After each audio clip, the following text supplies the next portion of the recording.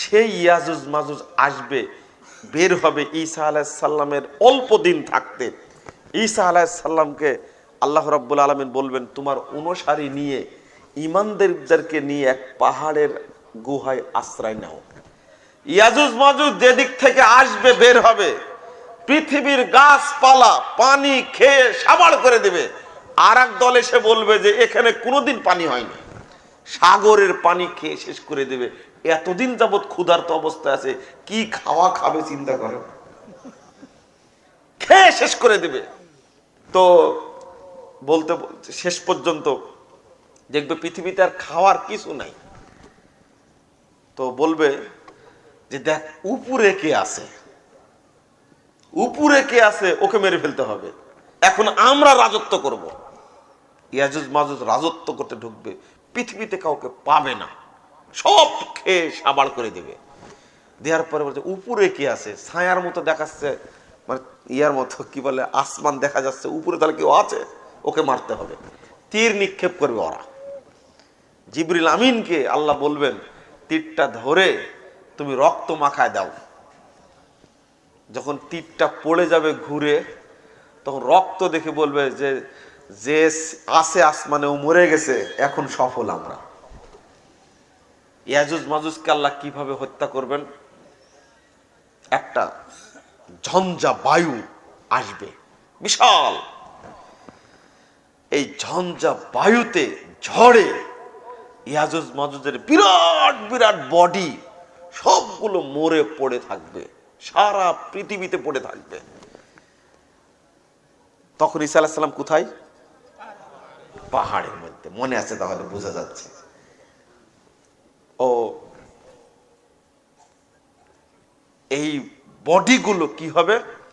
রাসূল সাল্লাল্লাহু আলাইহি ওয়াসাল্লাম বলছেন, আসমান থেকে একটা লম্বা ঠোঁটওয়ালা পাখি আসবে, পাখি এসে এক একটা দেহকে ধরে মুখে করে নিয়ে চলে যাবে। কোথায় যাবে আল্লাহ পাক ভালো জানে।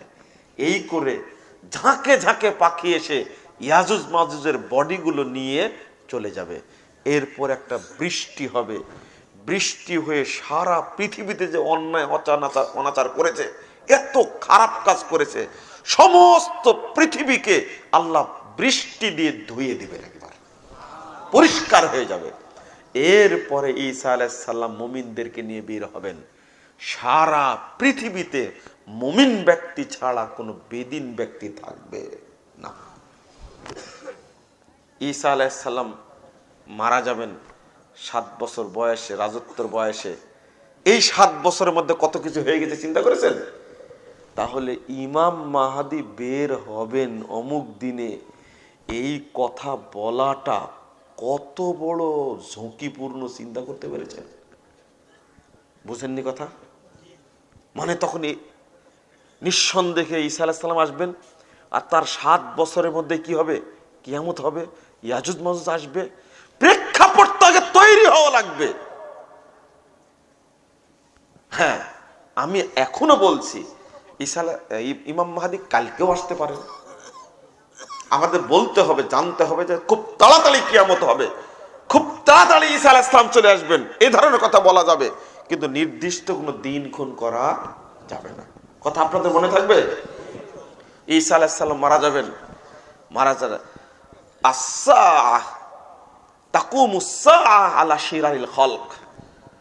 ঈসা আলাইহিস সালাম মারা যাওয়ার পরে যে মুমিনগুলো থাকবেন, মুমিন বান্দারা মারা যাবেন, শেষ পর্যন্ত একটা বাতাসের সাথে একটা হাওয়া যোগ হবে, যোগ হয়ে পৃথিবীতে যেখানেই মুমিন থাকুক না কেন, এই বাতাস প্রবাহিত হওয়ার কারণে মুমিনের নাকে গেলে মুমিন মারা যাবেন, কোনো মুমিন থাকবে না। একবারে পরিষ্কার পৃথিবীতে কিয়ামত অনুষ্ঠিত হবে। আল্লাহ রাসূল এই জায়গায় এসে বলছেন, লা তাকুমুস সাআহ হাত্তা ইয়াকুলা আল্লাহ আল্লাহ আল্লাহ আল্লাহ।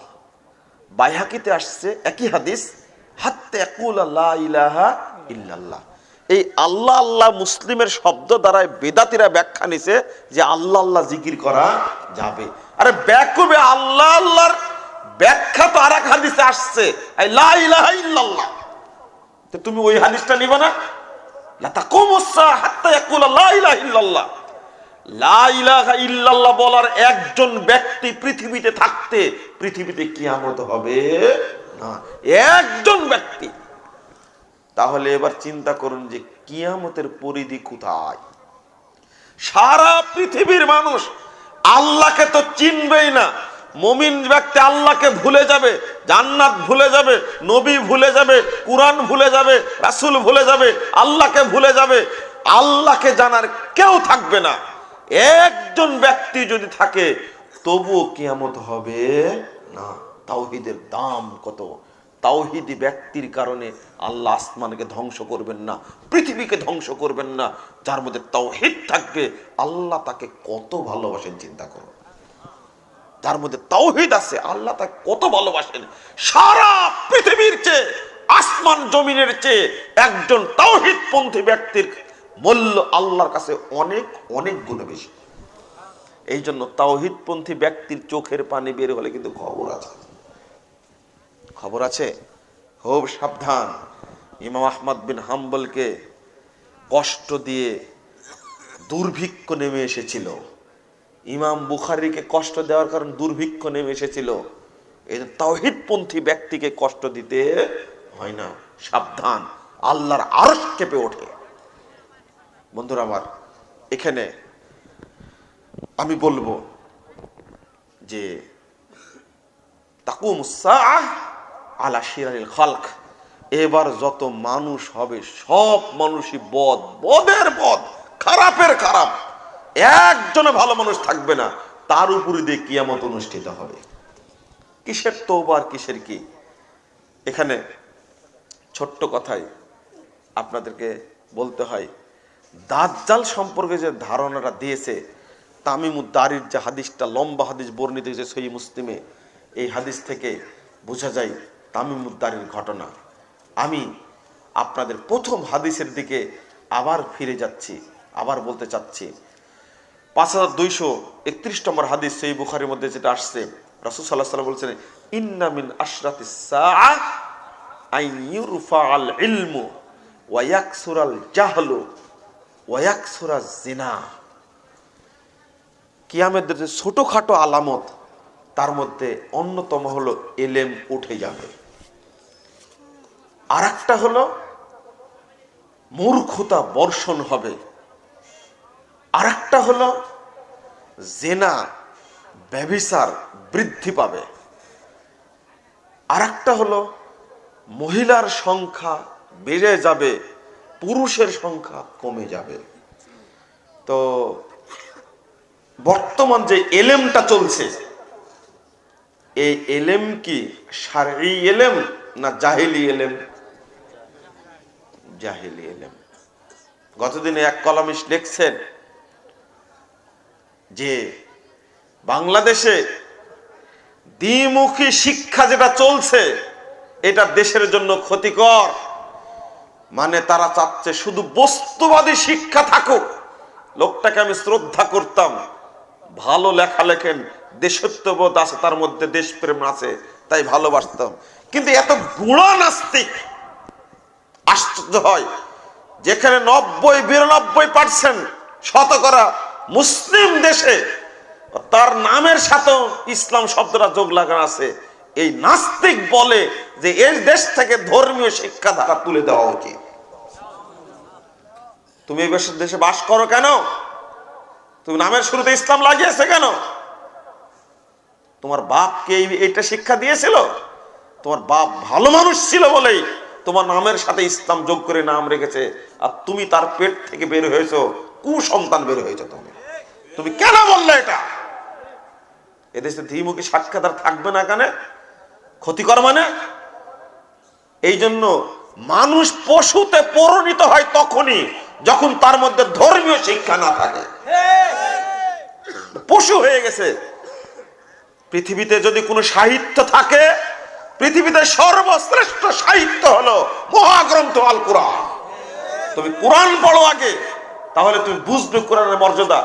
কত বড় বড় ইহুদি, বড় বড় খ্রিস্টান কোরআন তেলাওয়াত করে কোরআন বুঝে ইসলাম গ্রহণ করেছে, আর কোরআনের দেশে থেকে কোরআনের আবহাওয়াতে থেকে মুসলমানের ঘরে জন্মগ্রহণ করে ও কুরআনপন্থী না হয়ে ও হয়েছে শিরিকপন্থী, ও হয়েছে বস্তুবাদী শিক্ষার অনুসারী।